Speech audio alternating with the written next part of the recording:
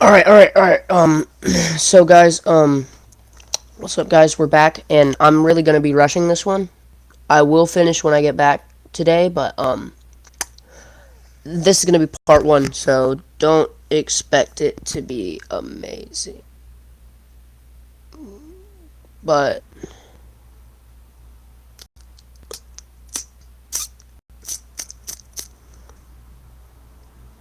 hang on a second. What is the name of this video? Hang on a second, real quick.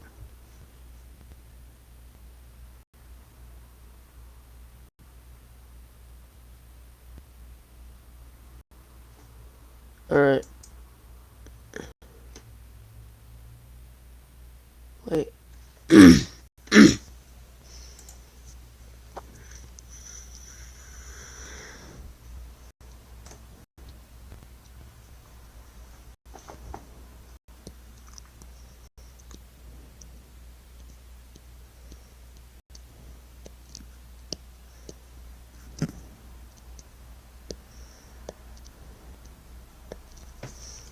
Hang on a second.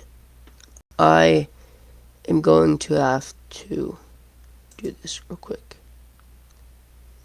It's gonna be a weird process, but all right.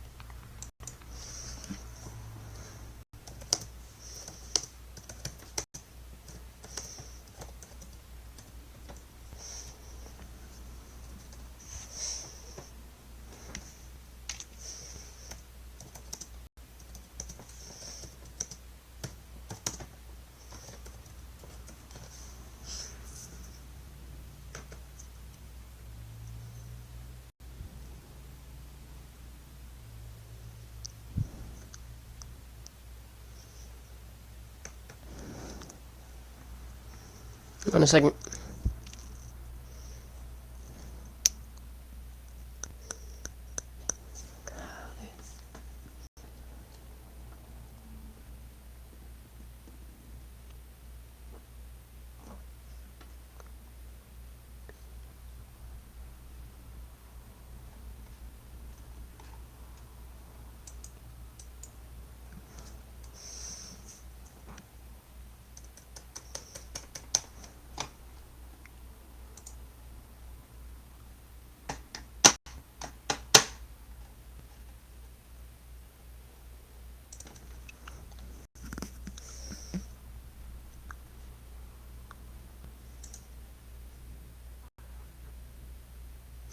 Sorry, John, you're gonna be muted real quick.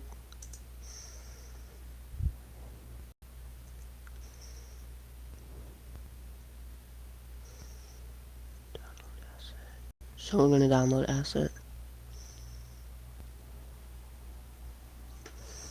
Wait. Tome pepo. Tome peso na tikata.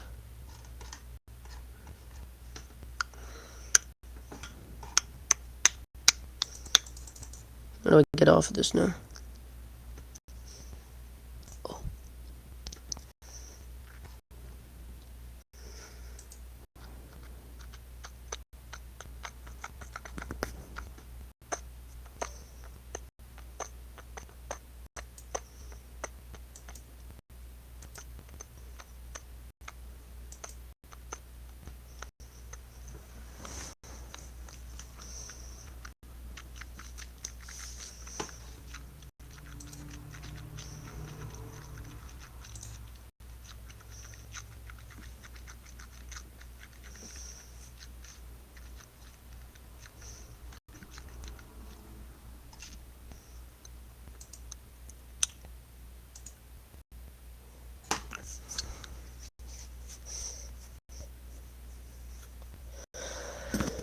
Alright, I'm gonna change this one because I really don't like the title of that. I don't, because it's Romans.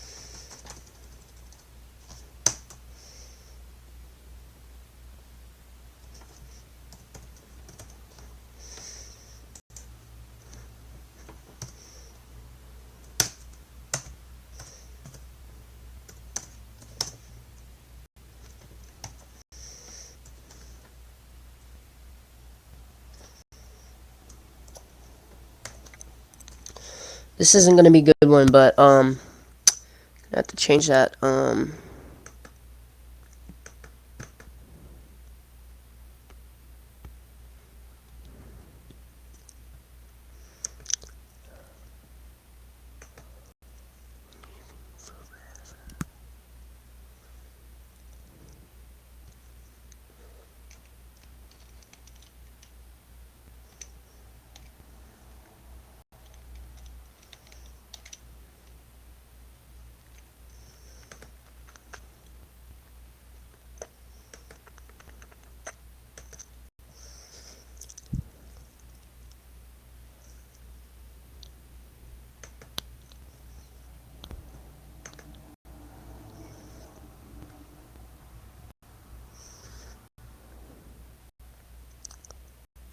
Yeah, that should be it. That should be it. That's all we gotta do.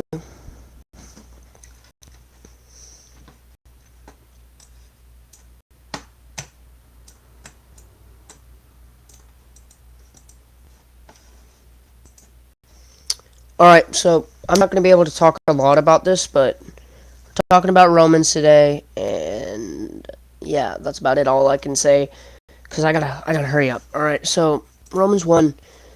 Last time we left off on verse 10. Now we're gonna start off in 11. And 11 says, "For I long to see you, that I may impart to you some spiritual gifts to strengthen you." I long to see you.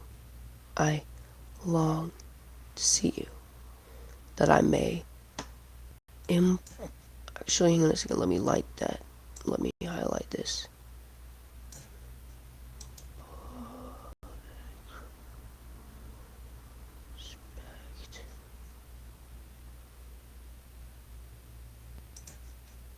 Alright, that I may impart you some spiritual gifts to strengthen you. That I may impart to you some spiritual gifts to strengthen you. He's not using that word spiritual gift as something to use lightly. These are starting off strong, and if you don't really personally want to talk about this right now, we can talk about it later.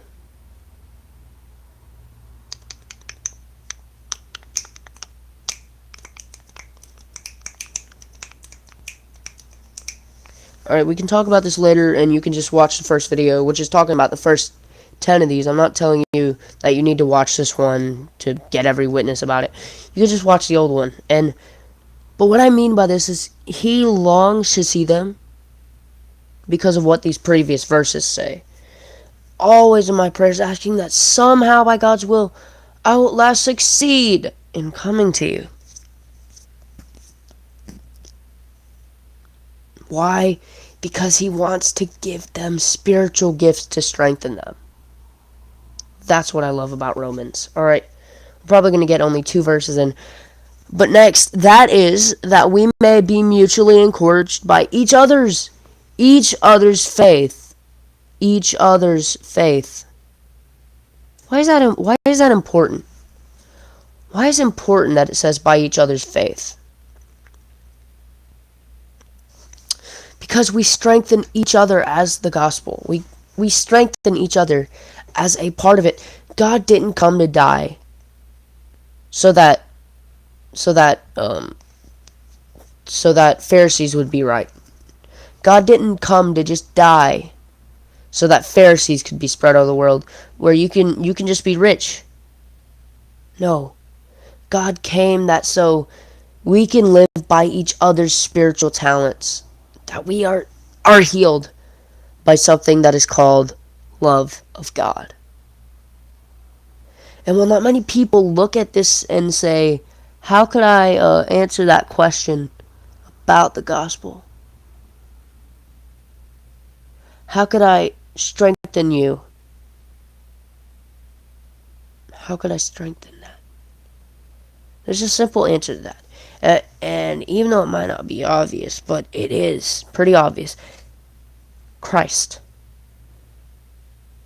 Christ came so that we could live through him. We could be faithful through God by him, by his death on the cross. That's the reason that Paul is even talking to the Romans right now and possibly talking to you right now. That's insane to think about. And what does the next verse say?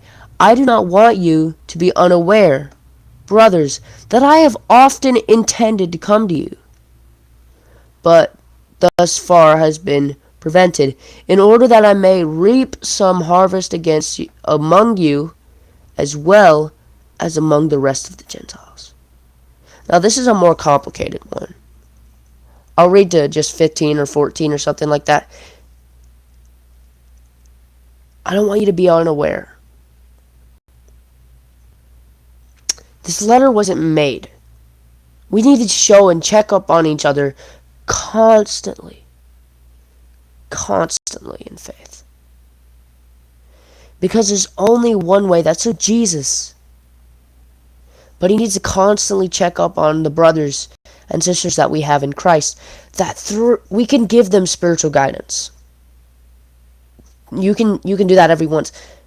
But at a certain point, it's going to get to the point where you're going to start doubting and doubting. You're going to start going down.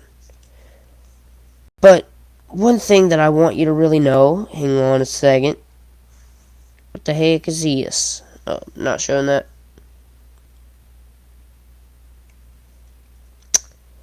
Alright, let's just real quick. Alright. Anyways, that's back to what I was saying. We need to remind each other that God is the one who reaps us. Loves us.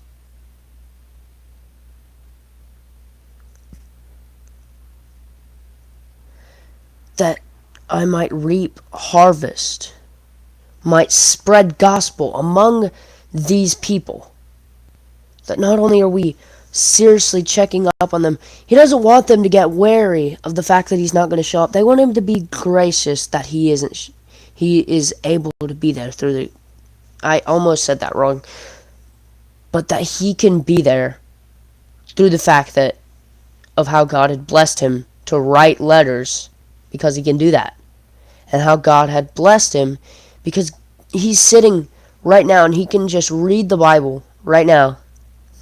That is the positivity which Paul faces in his favor. Even though he was possibly sitting in a jail cell, I'm pretty sure he is sitting in a jail cell, he still had faith that God would get it there. And look, we're reading it right now. We're reading it right now. So I believe that's how God is working. Next up, 14, verse 14. I am under obligation both to Greeks and to barbarians, both to the wise and to the foolish. That is serious. Remember what Paul used to be.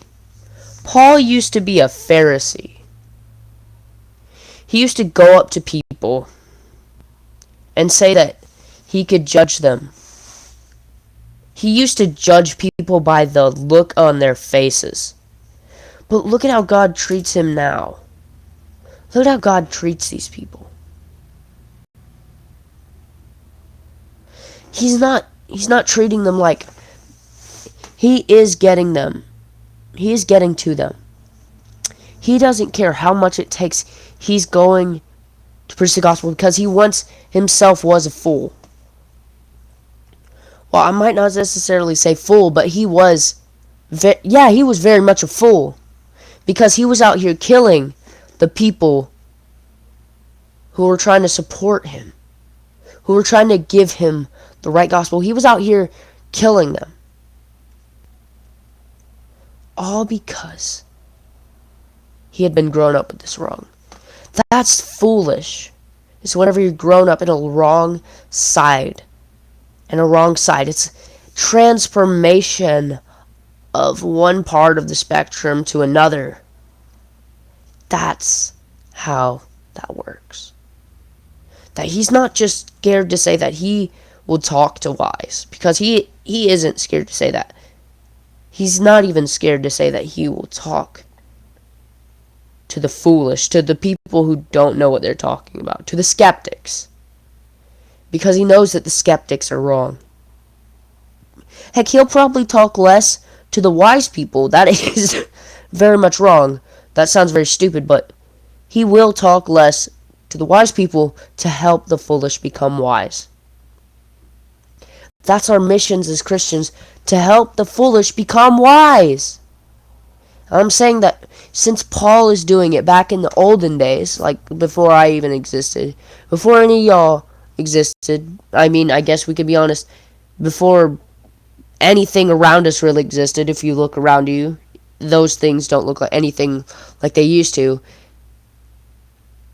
And look at how he said it. We can say it just the same as he did. Now what's verse 15? So I am eager to preach the gospel to you and also who are in Rome. He was able to talk to people who were horrible people. These sinners, horrible sinners. I'll come into that. But how he was able to talk to these horrible sinners. He's willing to preach to those in Rome. Not just because he was sent there. He went there by himself. Remember that. He went there by himself. And the transport made it super easy. But, hang on a second. Alright. Hang on a second. Real quick. Dang.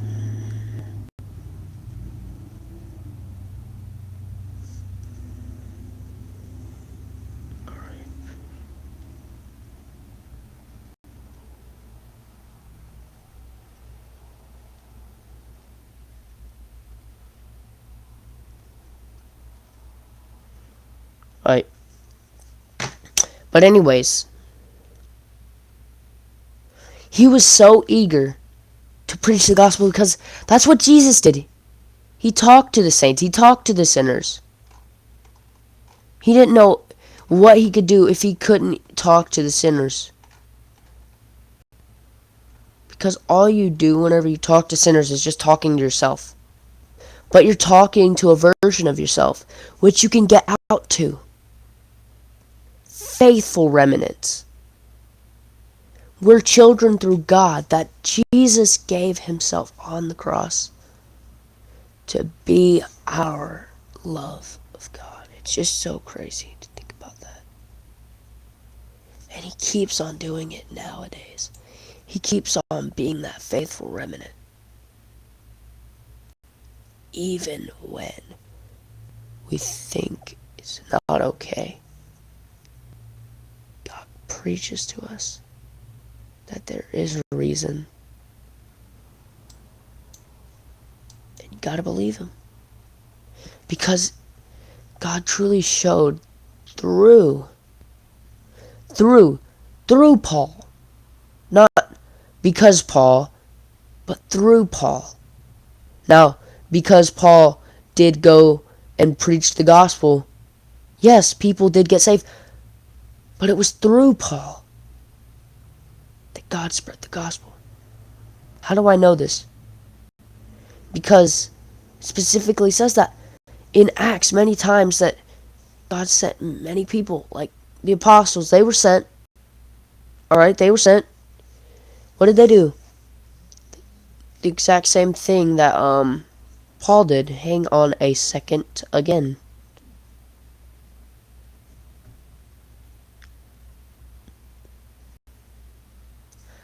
Well, you know what? That's enough for today. Real quick, I meant not for today, but like right now. So I'm gonna finish that second half later. That's gonna be the more descriptive and positive one. But y'all be ready. Be faithful. Be faithful. Keep on loving God. There are problems. Keep Him in your heart. Keep on growing in God. Pray for that. For all you.